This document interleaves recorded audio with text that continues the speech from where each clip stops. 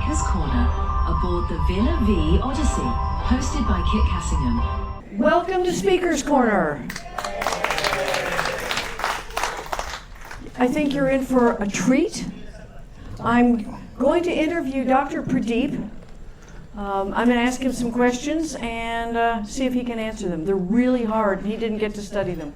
So let's get started, and that way he has more time to talk to you guys. Thank you so much, ma'am, Kit, for giving me this opportunity. And I will be frank, I'm really a little bit nervous. You have come in some good numbers, and okay. Can you hear me now?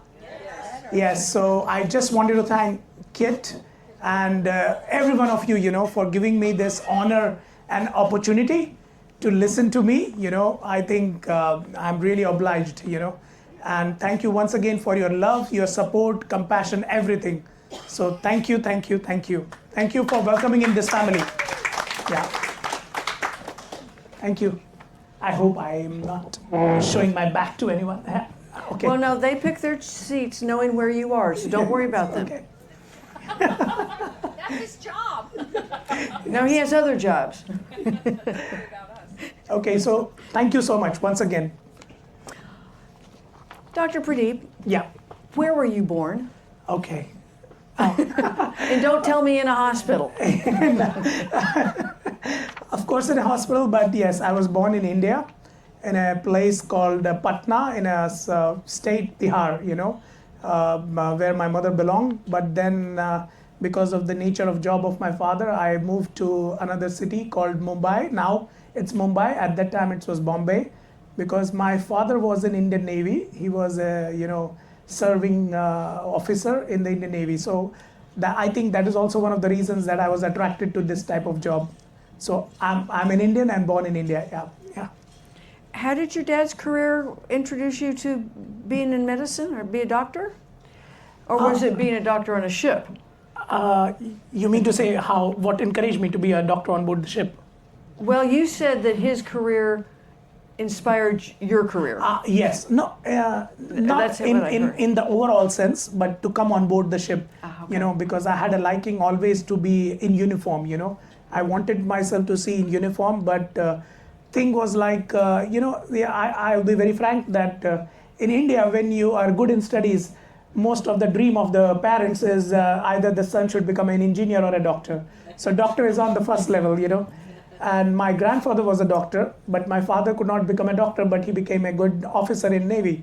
So his wish was also, son, you have really worked hard, you have got good grades, so you're getting this opportunity, so why don't you become a doctor?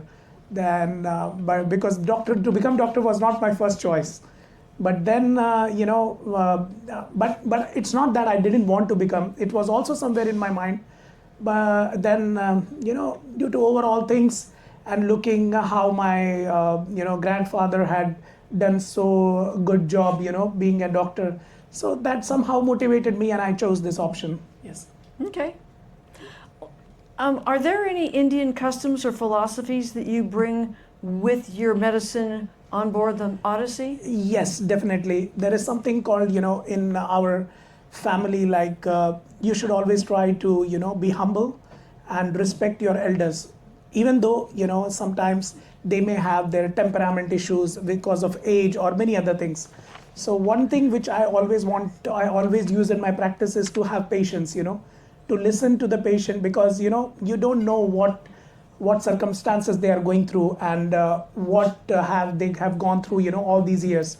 So even if you find sometimes that their questions are not very relevant, you should try to keep your calm, give them the due respect, which I think every elderly person should be given, because they have given a lot to the society, and now it's our time to repay that back. So empathy and patience is one of my mantras, is to be a good listener and a good doctor. All right. So when does elderly start?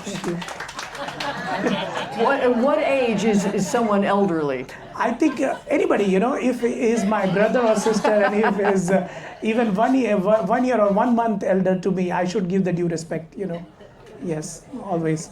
Okay. Yeah. Hold your questions. You'll have time at him later, okay? But wait for the mics when it's time. Yeah, but I'll answer that. I'm 45 now, going to be 46 in September. Yeah.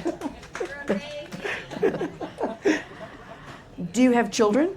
Yes, I do have children, a boy and a girl. Boy is going to be 18 years old in August, and my daughter is going to be 17 in August as well. So, grown-up kids. Are they following you in your medical career? My son wants to follow me, but it's not a compulsion from my side. He just likes it. Maybe he looks at me that way. So, but I have given him all freedom and independence that he can take whatever job or profession he wants. So there is no compulsion at all. That's a good dad. Yeah. Are there any other members of your family who are in the medical field? Yes, my elder brother was also in the medical field. He was an orthopedic surgeon. But in 2018, we had a very big, unfortunate incident when somehow, he had a severe major heart attack, and then he could not survive that one. But I think maybe the stress of the job and all took a toll on him. So yes, my elder brother was my mentor, my everything. So in 2018, 1st of February, this thing happened, and that really shook my family because he died in the arms of my father. And even being very close to the hospital, 10 minutes, we were not able to do much, this is how things happen. So me being the cardiologist, I always feel, that's why I did that day, that lecture, on CPR and stroke and heart attack, so that people can understand the value that time is muscle, time is neurons. So the more people are knowledgeable and take proper actions, that is we layman people, because till we take the patient to the hospital or a secondary care where he can be provided a proper medical attention, but those who recognize this is the common people. So I think all the common people need to know basics, so that at least the chances of survival can be increased. Yeah. I'm sorry for your loss. I understand, but this part of life, things happen, and well, I understand. Yeah. Where did you study for your medical degree? Yes, this is a very nice question. So I wanted to study in India, but then happened it was the time of 1999, and India being a country who had very good ties with USSR at that time. But now it's after 1991 when the USSR broke into many countries, then it was Russia, Ukraine, and now, different. So we still had good ties with Russia, and we had a cultural exchange program of the students as well. So those students who were really good in studying and had good grade, government used to finance them and used to send them to Russia, Earlier it was USSR, but I was one of the lucky persons who was selected for that program, and then I got the opportunity to go to to Russia and then to study there. Yeah. Well, there's a change of climate for you. Yeah. But I don't know. I love cold climate. I being born in India, but still, hot and humid climate makes me a little bit more. I love cold. I can say that, and mountains. Yeah. All right. Well, that's great. So you have a cardiologist specialty. Yeah. Yes. Any other specialties? Have you? When we get the medical degree, we go through all the departments from obstetrics, gynecology to and orthopedics, everything. But my main focus, I always used to love from my childhood heart. Heart used to make me. I was really very much. How God or the nature has created this organ, which has its own electrical supply as well as it's a muscular organ. So and heart is an organ which is always used, love for love. So something which symbolizes love and always used to, makes me fascinated, how it works the whole life without taking a rest, even for a millisecond. Yeah. So it's a fantastic organ, and we need to we learn from it that we should be always committed in our life no matter what, and should be always keep a positive attitude like our heart, because if it stops, we don't live. So I love that organ, yeah. Have you had much ER experience? Yes. I don't mean ER in the ICU. Yeah, I do. ICU. Yes. The emergency room specifically. Exactly. Yes. I have been working in the emergency room in the beginning for 4-5 years, and now also when I go back home, then I do as a locum doctor. I practice in the ER, and I'm an ER doctor. So yes, it's really challenging. I love challenges. I love that rush of adrenaline in me when I have some serious cases or so, and I love to take the challenges. So it's always making me feel that yes, I can do something still good to the humankind. Well, we have several retired doctors on board, and some of them have moved departments too. So I just wanted to see if you were keeping up with them. Yes. One of them I already know, Dr. Charles Hyde. Yes. Yep. So we keep chatting, and I get to know a lot from Dr. Charles. So yes, and I know some other people also are doctors. So, but I didn't get much time to interact. But I hope so in future. Yes, sure. I'm sure some of them will ask questions tonight. Yeah, sure. Okay. I hope I'm able to answer them. I'm sure you will. Yeah. Could you give us 3 tips for healthy aging? Oh, 3 tips for healthy aging. One tip which I think it's universal for everyone is, I think it's much more male oriented. Guys, please remember, always listen to what your wife says if you want to healthy age. Or your girlfriend, whoever it is, please, if you really want to healthy aging, she is the lady who has taken care of you, and never try to annoy her. Always respect, love too much. 3 diamonds, 1 diamond is not enough, 3 is good. So yes, this is one of the first tips what I want to give, because it has been found in the surveys that married people live longer, or those people who have girlfriends, they live longer. So you see, who is the intelligent person here? Intelligent person is the lady in the house, and I'm not joking. This is seriously, yes, because the whole planet Earth, if we leave only one adult man on this earth, still the earth will survive because of the ladies. But if the other way around, no, it would not. So I think so. There are so many debates going on, female rights and everything. I sometimes feel it is foolish that female want to try to compare to men, but I think they are way beyond men. Way beyond. Yes, and I truly believe that. I'm not just saying because I'm here. I respect a lot, because countries, you must have seen all those Scandinavian countries, Russia even, in that particular sense, where ladies are much more ahead than men, are doing great financially and in all other respects, whereas where it is a male dominated country. So I really truly respect. And my medical team also consists of 2 females, so I cannot do without them anything. They are my right hand, left hand, everything, my soul and everything in the medical center. So hats off to the ladies, yes. All right, so that's 1 point. Yeah. You have 2 more? Yes. Oh, yes. 2 more. 2 more is, rest is, yes, don't annoy the ladies. Always, keep buying good presents and make sure they are always happy. Yes. But in other sense, the other 2 will be like, try to avoid any bad habits if you can.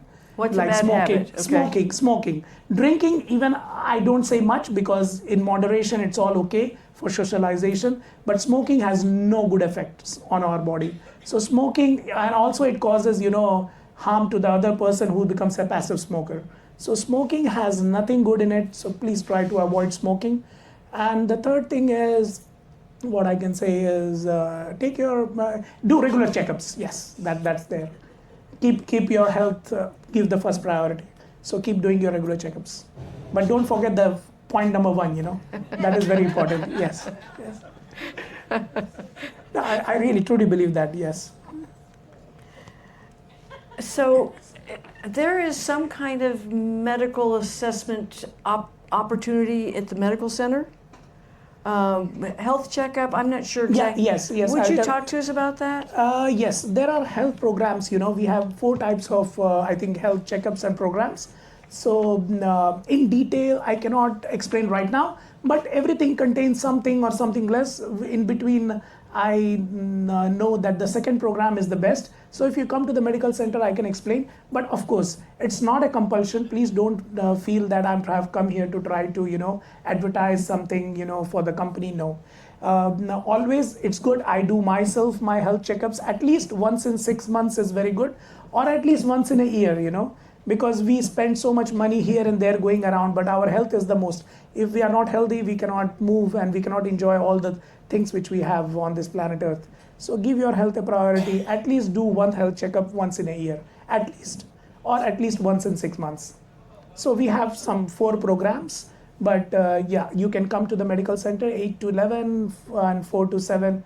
I can explain you much about it, and I can give you something like the ECG will be free from my side, being a cardiologist. So don't worry. I talked with one of the nurses, and you can't do hormone tests. So, for example, I can't get my TSH checked. Yes, hormone, I'm really sorry. We don't have the cartridges or what is required for doing that. I hope I can ask the company, but let's see, I cannot guarantee, but keeping the fingers crossed, yeah. We are trying to improve. Earlier there was no X-ray machine on board, but now we have it. Dr. Charles had given me a very good suggestion of having an ultrasound machine on board. But yeah, we don't have it, but I feel with lack of it, there will be no negative, impact on diagnosing and other things. But yes, if you have something more, it's always good. So we are in process. Let's see how it comes. Okay. I'm disappointed you can't rattle down all the things you can test, but I didn't give you a heads up. So, if we have all that, then it has to be turned into an hospital, which it's a residence. So yeah, it's a totally different ship. Yes. Then otherwise it will call as Villa Vie Hospital. Yeah, and I think nobody wants that. Yeah. no, I don't think we do either. Yes. Do you have the ability to refer people to the various port hospitals to do health assessments? Yeah, for this really, that's a very nice question, ma'am, that you asked it. I would like to emphasize on it that yes, we have the opportunity to do referrals outside, but the channel how I go through is I have to send the referral to the port agent wherever we are reaching. So the port agent then fixes an appointment with whichever hospital they are tied up or whatever is best in that place. So it takes, it becomes via, like this it goes. But of course, if the residents are not very confident which hospital to book a referral by themselves, they can always approach to me and I can do it. But yeah, it takes a little bit of time. And then, sometimes what happens is the port agent, not being a doctor, he is not able to reply all the questions asked by the hospital or the clinic, so it's always becomes like I have to keep in constant touch with him. So sometimes it becomes like, and I apologize for that. Some guests go out on the day of their appointment and they sit there for a very long time. And then when the doctor comes to see them, he says, I'm not the specialist who you need to see because I'm a physician and you need some other one. And then they come back, disappointed after paying, So I'm taking on myself that responsibility that when I talk with the agents, I clearly give them the message, what I need, which specialist I need, what diagnosis or what methods of diagnostics I need. That if I need an MRI, it should be an MRI. It should not be an ultrasound. So I'm always trying my level best, but things happen. The port agent is always busy with some other things as well. So sometimes some things get lost in this channel, So, but still, don't worry. Try it. If you cannot fix your appointments by your own, then please do visit me. I will try my level best. Also, the other thing is because the agent fixes this appointment, he adds his own service charges, which makes sometimes the diagnostic things, become more pricier than if you book on your own, if you are able to. Because I came to know as well as from the residents that who booked the appointment by their own, it was 10 times less than when it was done through the agent, which I think is not very good. I'm already trying to act on this and ask the agent why, but then they reply that this is how the charges of our agency work. So, some things I'm also not able to avoid. But in any case, if you're not able to book an appointment by your own, I'm always available, and I will try to make sure that it is done nicely and you get the proper attention. Yeah. Okay. How long were you a doctor on land before you came to work on a ship? Yeah, nice thing. Yeah, I was on doctor on land for around 6, 7 years. And then I had a turning point in my life. I was getting an opportunity in some other hospital. Whereas then, my father told me there is an opportunity to become a doctor on the ship. That's how my father came into play, as I said, how I got this opportunity. So he said there is an option. He saw somewhere an advertisement in a newspaper. At that time, the internet was not that, advanced. I'm talking about in the year 2006. Internet was there, but not so much. Still, newspapers and advertisements were a lot. So I saw that, and then I applied to that, and I was just like, I just applied. If I get it, okay. If I don't, so, and then I got it. I got a call, and then I was very much excited, and I'm very happy that I did it, and I don't regret even a 1% of it, because that's how I come to know so many wonderful people now. So I'm very happy with that. Well, then how long have you been a ship's doctor, especially with Viking? Yeah, well, Viking, I can say I'm here with them for last 1 year. I have been working in different cruise line like MSC Cruises, and then I have been working on expedition vessels as well as on scientific vessels. So my career is very long in the sea as well as on land, but I can tell I started somewhere in 2007, was my first ship, which was a diving vessel. Because I had an interest in diving, and I shared this information with Dr. Charles as well. I came to US and I became a certified diving medical physician, and then I went back, and then I was working on a ship which was in diving, saturation diving. So that's a long story, to keep it short. These divers go down, and they really play a big role, in oil and gas industry to repair the pipelines, and as well as the internet, what we are enjoying today.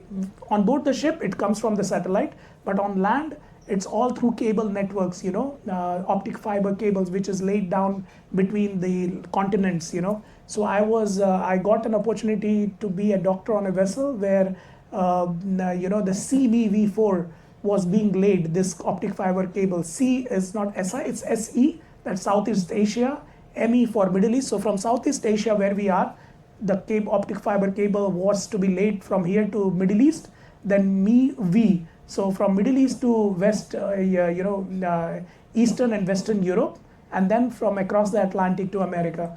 So that was really, really a very nice opportunity to see how things were done, and due to which we enjoy this incredible internet, high-speed internet all over the world, and for very cheaper cost, because if through satellite, it would have been much more costlier. And slower. Yeah, and slower. But thanks to one thing, I love Mr. Elon Musk, is due to Starlink, he has really done a great job, So we have a cheaper and good internet also on board the ship, and in all remote locations. So that's a great job done by him.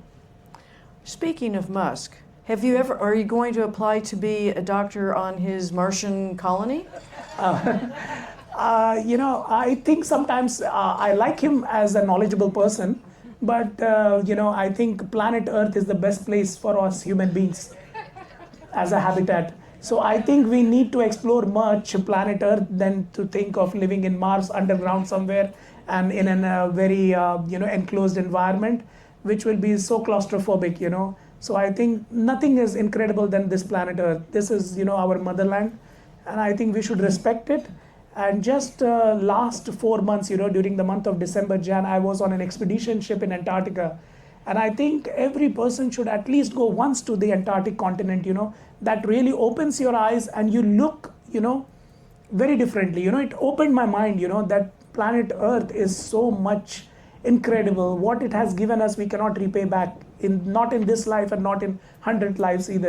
Everything is free to us. What we are doing due to our selfish greed, polluting it by using plastic. I really made myself, I'm not going to use plastic, or I will try to avoid in my life, how much I can.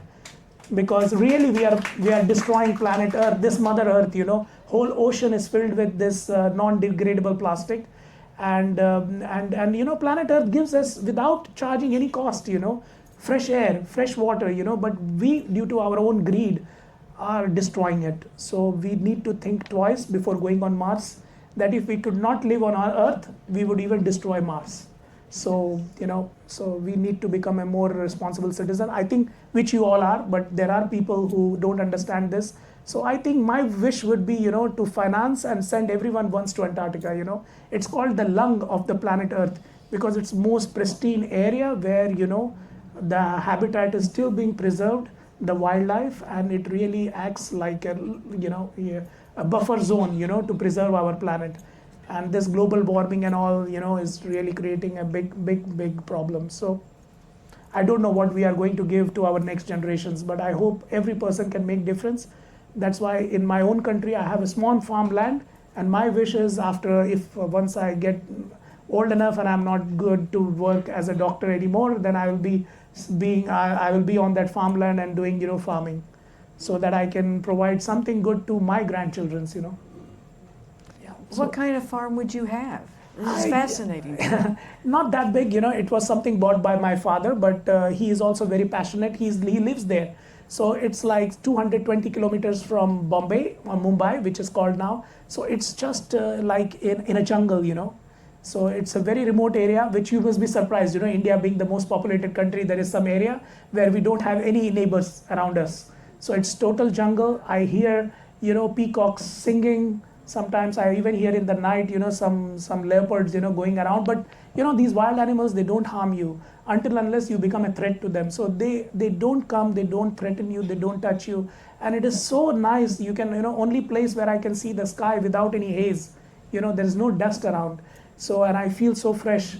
And I have planted so many trees, coconut trees and other trees myself. And it gives so much immense pleasure to me, to be there. So I think something good, I can do, which, also pleases me, What do you grow at this farm of yours? Everything. I have planted from cashew nuts trees to mango trees to coconut trees, and also vegetables because, everything, from avocados, then there is even banana plantation. So everything, everything. And it's so incredible to see, once I saw how the banana came out, and it was green, but it was so big, then, it had to be taken. And to eat the banana, which was grown in your own farm with your own efforts, it gives immense pleasure, Of course, you cannot eat all of them. You just distribute, give it to the villagers or,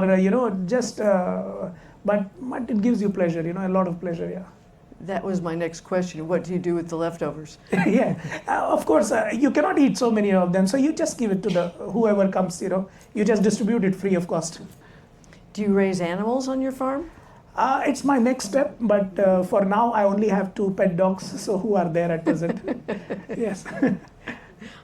Okay. All right. Talk to us about strokes.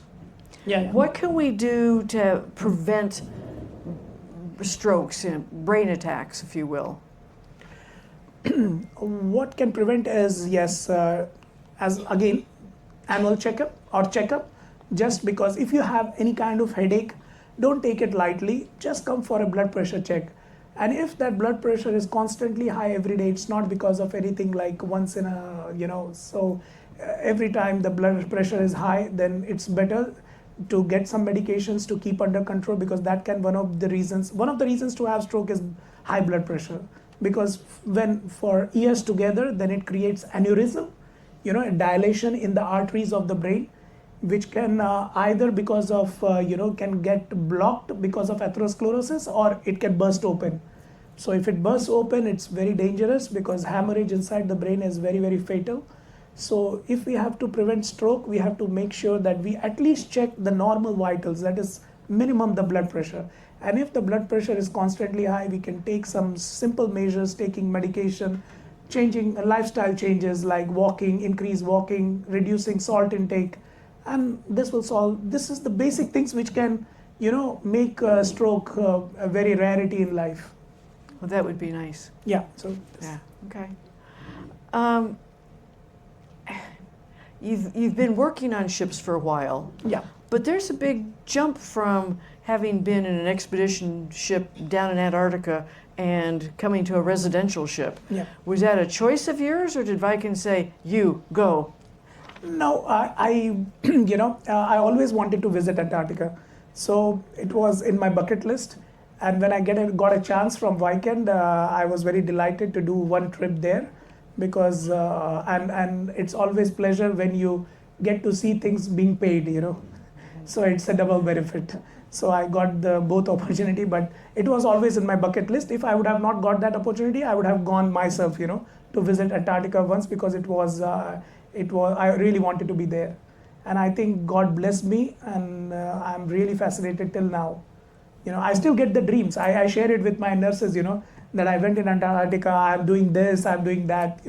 They get pissed off sometimes because I keep boring them with my stories, but I'm still, mesmerized with it. It's a different, you when you are there, you don't feel you're on planet Earth. You feel sometimes you are on a different, you're on a different planet. So I think it's everyone should go there once in their lifetime. We tried, but we were told to come back on a smaller boat. Yeah. I understand. Yeah, because if you want to land there are ships which just go around, and if you want to land there, these ships are smaller, and you have to go on a Zodiac. So yes, so there are some things like you have to be health-wise also. Yeah, you have to declare everything, so that because there it's a very remote location. So sometimes even it's not a possibility to have a chopper there because it's really far away. So yeah. But I think if somebody wants it, they can go and visit. Yeah, it's always a nice place, to go around.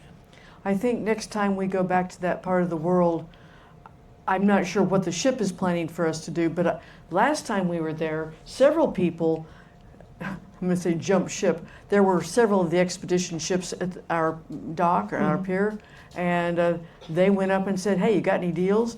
So several people, just at the drop of a hat, left the Odyssey to go on these expedition ships. Yeah. It was very clever of them. Yeah. So. No, once in a lifetime, as I say, you need to visit there. It's a place which changes all your, concepts. You start loving planet Earth. You start, giving that value to it, because I think we take our Earth, very lightly, and we are not thankful to it as we should be. Just look at Indonesia as well. So beautiful islands, so greenery, and every plant is giving you. Without taking anything, it takes the carbon dioxide what we give to them, we give the shit to them, they take it willingly and then give us oxygen. So how selfless it is. Whereas we human beings, we don't even want to love our wife without any reason, So I think we are very selfish. So so that's the reason I think we should become, we should try to value what we have got. And also to our females, that's what they do a lot. They do a lot. As a mother, nobody, why I'm not against fathers, but you see, always we say about mother, because the behavior of the mother, how much time, first of all, the birth, that pain that she takes for 9 months, and then during the time of the birth, I don't think any man can take that, Yeah. So that's why I think, that's why we call Earth as a Mother Earth, Mother are incredible and they should be respected, and I think that's the reason why I brought up this topic, So I hats off to planet Earth and to all the mothers, incredible mothers, it's a salute from my side. Yeah. Well, you said Antarctica was on your bucket list. Yeah. What else is in your bucket list? Arctic as well. Okay. Yeah. Is that the only other thing? No, not the only other thing. And then of course, I want to go many places, but these two things are like very important for me. Okay. Yeah. So you'll be on another ship doing some kind of expedition work to Antarctica? Yeah, if I get it, okay. Otherwise, I'll go by my own, just to have an experience. Yeah. Okay. Yeah. Very good. How do you spend your time off, both off the ship and off duty? Oh yes. When I'm off, I'm totally with my family, because otherwise my son has always complaints, Father, you're never with us. So, but when I'm home, I'm totally belong to them. I try to spend as much time as possible with my daughter and my son, and also with my wife. Yeah, but yes, sometimes you cannot give as much time as you want, but then this is how life is. You have to find that balance between work and family, and then slowly they understand, that if my father is not here, he is also trying to sacrifice something for something else, but he is also doing some job which is very much required. So I would say. Does your father still work, or is he tending the farm right now? No, he doesn't work. He's already retired. He's already around 78, 79. So he is totally engaged. You're not going to tell me that that's elder, are you? No, I'm not that. But my father is around that. Yeah, yeah. And he is a very passionate guy. And I think if he wasn't there, I would not be able to do that farming thing. So he is totally engaged there, and he is he loves it. He loves it, and somehow due to this farm thing, his health has also improved a lot. So I'm very happy with that. Well, that'll be another talk another time. Okay. How he did that. So yeah.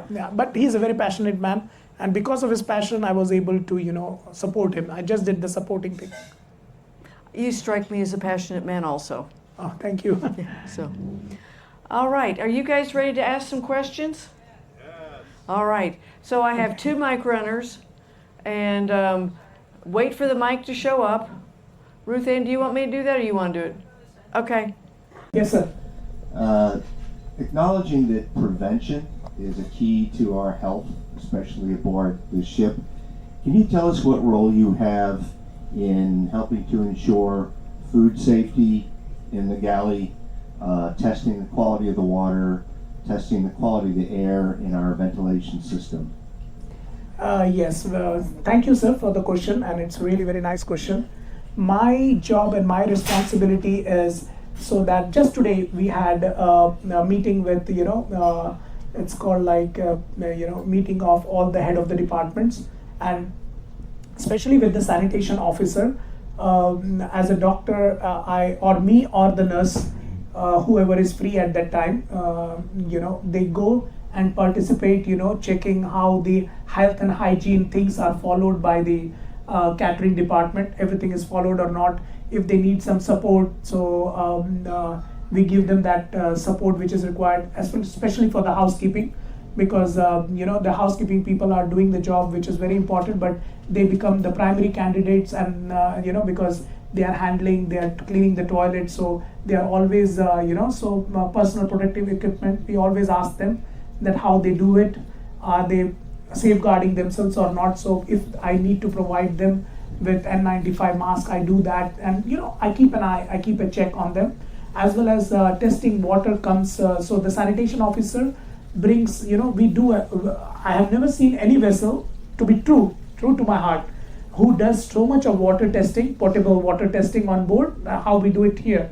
So every day there is a water testing, and every week we test water from 40 different locations, and they bring those samples to the medical center, and my nurses then incubate it, and they check it for general coliform bacteria and E. coli, so we really do, and I really appreciate that on this vessel, they are really very proactive. So you can imagine like minimum 40 tests in a week, so around 120, or even more, 160 in a month. And even when we do the bunkering of the water, from the port, so first we test it, and so there's a very extensive testing going on in this regard. Yeah. So this is how we contribute, medical center and myself in regard of prevention and health and hygiene. We have a question back here, in the back. My question is kind of around preventative as well. Yeah. Every year I go to my doctor for an annual physical, which includes mostly just lots of blood work. It's time to do that, and I really don't know how to do that. What should we do for annual physicals and blood work that we normally go to our doctor in the United States to do? If I understand you, sir, correctly, you want to know what test has to be done, or you just want to know when has to be done? Yeah. Hold on. Where? How? My question is where and how. Like, we're going to lots of different countries. Uh-huh. I don't really know which country would be best for Oh, me okay, to do okay. I can Okay. get the list of all the normal All of the tests. Yeah, yeah. labs I that my understood doctor now. does, Yeah, yeah. But I just don't know how or where is the best place to do it. Okay, okay, great, great. Thanks for the question, and also very relevant question. Yeah, because even myself, if I will be confused. So the best thing is you can come to the medical center to us, and we can give you a good, places where you can go and do it. So mostly, as I said, if you try to arrange, we arrange it through our port agents, or if you want to directly arrange, nowadays we have very good thing as the chat GPT or this. If you ask, they also give, some good hospitals which are doing all the tests. So when you go there, or if you book it, basically most of the countries, the diagnostics, blood work and all are all accurate, because now every country uses the latest equipments, which are available all around the world. So only thing is you can go in any country, whatever. But yeah, there are some countries. But if it's only a matter of annual health checkup. Every country is good. But if you want to visit some for some particular reason, some specialist or something, then yeah, some countries are more advanced, which can have more experienced doctors or something which can give you a better result. But for annual health checkup, that's not the thing. You can go in whichever country you feel like, and they will all do the job, what is necessary required. The blood work and doing the ECG and all is nowadays very, very routine, very routine. Yeah. What can you do on a ship? Sorry?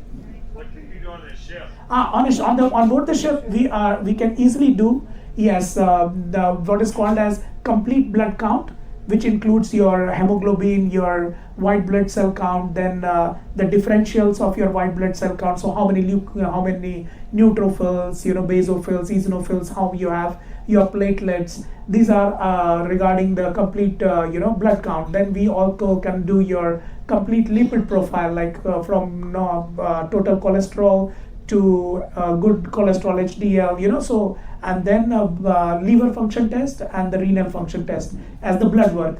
Also we can do is the ECG, and yeah, these things we can do it on board. So mostly whatever includes in an annual health checkup, we can also do it here on board.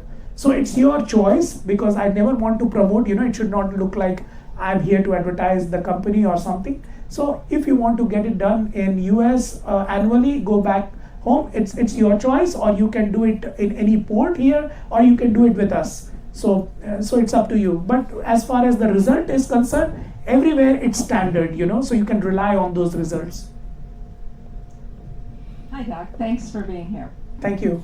You mentioned that smoking is one of the things people should stop to improve longevity. Yeah. Have you thought about doing any smoking cessation courses, especially for crew? For the crew. Lots of Okay. crew smoke, and breaks our hearts. I mean, we wish they didn't. Okay. I could do them. But more than the lecture, it is such a thing that it should come from within yourself. It's from your heart. Any person can quit smoking the day he thinks, I have to do it. I can keep on giving lectures every day, every minute, but it will not come. They will listen from here, release it from here. Or they will get annoyed from me, and they will see this doctor just keeps bullshitting us, and whenever they will see me, they say, okay, this non-smoker guy, has come and this. So it's such a thing, I know people try to use chewing gums, Nicorette and all that. These are all, we all have some, what is smoking? Smoking is just a habit, Every person has a habit. Everyone. If we say we don't have a habit, I think it's not the right thing. Only thing is, what are good habits and bad habits, So the thing is now, if I say I have never smoked and I don't smoke and I'm proud of it, okay, it's okay. But then I also have a habit. And my worst habit is, I will share it with you. I have a sweet tooth. So I love to eat sweet, or sometimes over engage in it. So that is also one thing I keep repeating in my mind. Check your calories. Try not to eat, too many ice creams or chocolates, or sometimes it happens unknowingly when I'm stressed. I do binge eating with a chocolate, not because I'm knowing what I'm doing. It's just open, and maybe there is a patient and then I'm just chewing it and thinking what can be the things, and I'm not trying to justify it. This is also bad. So any habit which is not good for your health is bad, and that feeling should come from within yourself that I don't need this. Until unless it comes, other things are just, trying to force. If somebody is forcing on you, you can never quit any habit, either smoking or reduce drinking, nothing. Even going to the gym and walking, I keep telling my son, I'll just use the example of my family. My son, I keep telling, son, you are going to be 18, you're so young, just go play. He's more with his mobile, because in today's world, this has also become so addictive because it gives a release of serotonin, dopamine in our brain. We love doing this. So our only muscle which is working is these two fingers, just scrolling up and down. And this is really very unfortunate what is happening. And even, people of all ages are now engaged in this mobile because it gives instant pleasure. What we are behind is instant pleasure. It has been researched and found out what we need is instant pleasure. And when that release of dopamine decreases, we engage in something else which gives that instant pleasure, So it starts from people now the kids, they want to have fast food. What fast food gives is momentary pleasure, instant release of dopamine. That goes away, then mobile comes. So we are very addictive to this instant release of dopamine nowadays. And so that's why good habits takes time, but only your brain can fight it. So if you can fight, you have to fight this battle you by your own, because this whole, after experience of so many things, I have understood people can keep speaking, but until unless it comes from here, you will not be able to overcome it. So it's just the day you realize it, you are already cured, because you will already you have taken that first step. So I think giving lectures is okay. We can put some banners on the TV. That is more than enough for people. People still smoke. Just look at the box of that packet of cigarette. My God, you cannot see horrible images than anything apart from that. When I look at that, I feel like, oh my God, I'm going to die. So even after looking that people smoke 2 boxes of cigarette, that means they don't want to quit. So you cannot do anything with them. That's the truth of life. So if you want a healthy lifestyle, the thing should come from within. And then there are people who will support you. You will always find the support. So doing anything which you want to leave, any bad habit or start something good, it should come within your heart. And the day it comes, you are already the winner. And you will see that you after few months or so, you have achieved a lot of progress in it. I think we have a question here. Hi, Doctor. I wanted to follow up on what Kit asked about strokes. Yeah. Gave great advice for prevention, but I'm also concerned if somebody has a stroke on board, what we can do. I've heard there's a medicine that is important to be given very quickly. Yeah. And I'm wondering, do we have that medicine on board? And if we don't, why don't we? And how can we get it? No, we haven't. But the problem with stroke is it's not like heart attack. Heart attacks are mostly ischemic. Ischemic is the sense that the coronary arteries which supply the blood to the heart, because the heart also need oxygen and nutrition to work. So these are the arteries which supply specifically to the heart. So mostly the heart attack is because of blockage. So the same medicine is given even during if there is a blockage, if there is a heart attack, STEMI. So we give this medicine, as well as this medicine can be given in stroke. But stroke, you have to now remember, it's of 2 types. One is ischemic, where there is a blockage. So in that case, of course, we have to give this medicine. But then it is hemorrhagic as well. That is bleeding because of rupture of the arteries, inside the brain. So if in that case I give this medicine, I'm doing a, crime. So the person will die with more blood loss inside the brain, So we cannot give it just like that. So the basic gold standard before giving is to get CT scan of the brain to be done. Better MRI, but at least CT scan of the brain, which can tell us that yes, there is a blockage, no, there is no bleeding there. If there is a blockage, then we give this medicine, otherwise we refrain from giving this medicine. So my approach here will be, if I have a patient who has, when I did that day the training, that's what, if he is having that Cincinnati score fast, I will just tell in short, F stands for facial droop. Like if you ask the person to smile, you will see that on one side there is a droop, A stands for arm drift. If you ask the person to close eyes and keep the hand straight, he may feel that he's keeping the hand straight, but one hand will start falling down, So it's called A. S is for speech. You can ask the person to say, you cannot teach old dog new tricks, or any sentence, and if there is slurring of speech, S, like, he's not able to pronounce properly and there is slurring, which wasn't there before. And then T stands for time. Then that's the time that you are sure that person is having a stroke. So he needs to be sent to a specialized care. It's a stroke unit where there is a CT scan available. So we have to send there. And the golden standard time is that as soon as the person reaches the hospital, the CT scan should be done within 40 minutes. And the result should be, and the doctor should look at it and diagnose it within the next 20 minutes. So within 1 hour, door to scan and evaluation time. And then he should be given the medication within the next 30 minutes. Yeah. So what does that mean for when we're on board and out at sea? There is no CT scan or MRI available on board. Exactly. This is a very interesting question. So my thing is early recognition. So who is the early recognizer? You all guys. You are nearby. So if you see a patient who is having, or a guest who is having these symptoms, immediately inform the medical center so that we can take appropriate actions, and call even chopper if required, so that we don't miss that 3 to 4 hours of window period, and send that person to a proper specialized care, that is a stroke unit, and the chances of survival is great, because I would like to discuss, but it will become a little longer, in one place I had given this medication on board, but why I gave it, because if I would have, because there was no chopper available and we were going transatlantic, so we are just in between Europe and America, so, and it will take, so no chopper can fly so long, and we are 3 days ahead. So if I saw the person is going to become a vegetable, so there was nothing, and with the permission of the family members near and dear, then I took the chance that 70% of the cases are ischemic, means they are because of the blockage and not because of the hemorrhage. So I tried to rule out, now, is it? So looking into the history, so history helped me. He also was suffering from coronary artery disease. So he had blockages for which he had undergone stenting.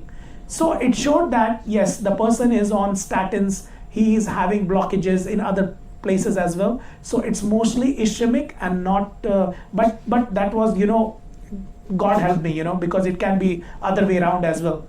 So I gave him the medication, and thank God, till next day, all the symptoms reversed, and we saved him without any loss in sensation or mobility.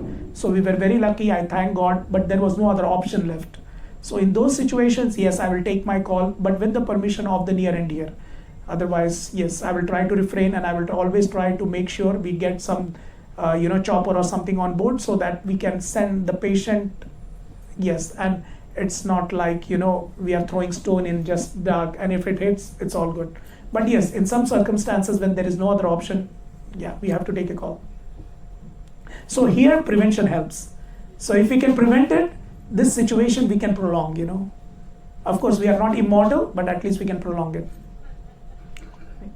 You have a question? My question goes back Yes, to sir. the issue of routine medical care. Would you As I hold that up to your understand mouth it, closer? You do not have the capability to write prescriptions that we could have filled in the United States. Yes. Let me go fill up quickly. Yeah. I still have doctors there on the mainland, even though I've sold my house and don't really have any intent to go back, certainly just simply for a physical exam. Yeah. Is there a realistic opportunity that you, working with my doctors on the mainland, could do the tests and verify that I am in an acceptable condition to renew my prescriptions and have them write them, so that I would be able to continue my prescription care for the next year? Yes, this question it's very relevant and very nice question. Yes, even if I'm not able to, coordinate with the doctors who are present in US, because you are already here, but I can see what things you are going on. So I can coordinate with the doctors we are going to the next port, with those doctors, and can send them a referral with all the tests what I want, and they can do it. If required, I can also talk to the doctors in the US.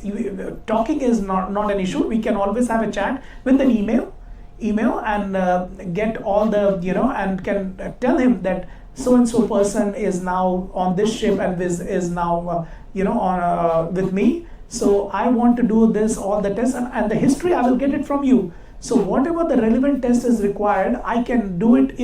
I can do it on board, I will do it on board, or otherwise I can send to any other port, to get all these things. It's not compulsory. I just want to give this message quite clear. When I say that you can go back home, because some people still have connections, and they have their, medical insurance. So if they go back and want to save money and do that, it's all okay. If you're not going back, then I'm your primary healthcare physician. So I will take all effort to do it on board or in nearby port wherever it is possible. So there is no need to fly back to US just to do that, annual test. It's absolutely not necessary. This can be done anywhere. But I know some people who like their doctors and don't want to leave them. So I don't put pressure on them that there is, so it's your personal choice. So it's everybody's personal choice. But if you have given up everything in the US and you are already here, so you become my responsibility, and it's me who will take care and make sure all the annual health checkup parameters are satisfied. Yeah. It's more the prescription. Prescription. Mostly in this Southeast Asia part, when I give the prescription, they get the medicines. So I can give the prescription. So till now there has been not a problem. But with my prescription, yes, in US you will not get the medication unless I have a license to practice there. So it happened, yeah. But very soon I think we are going to India. So whoever needs any medication, please tell me. I have the license there, so I can get you all the medications. And I already told my nurses. So when we are going there, all the prescriptions given to me, and I will try to get it to one big pharmacy which I know, and they will give a good, discount as well on the medication. So I can bring all the medication myself on board. So there will be no delay, in between. Yeah. So that will be a good thing. Yeah. Yes. All right. One last question. Yeah, please. I want to get your opinion on something I'm considering. How do you feel about having full body preventative scans? Ma'am, it all depends. It first of all depends on the money and what we want to get out of it. Because if it's just being done without any, of course it can tell always sometimes if there is any, process going on. But it's all we have to weigh, If there are no symptoms, you're healthy, your blood work is good.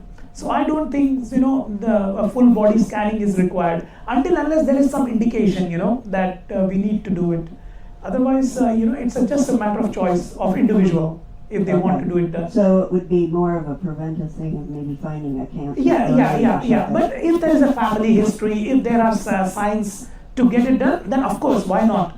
Better prevention than cure. Yeah. So to catch it at the earliest point of time. But if there are no signs, there is no family history, then to just get yourself X-rayed or CT scan. CT scan is also an X-ray, in all the 3 dimensions. So getting yourself exposed to an X-ray unnecessarily when there is no indication to do it, I think it's a waste of money and time and also exposure, But if there are indications, even 1%, then of course I will recommend it, to get it done. So would you recommend an MRI or a PET scan?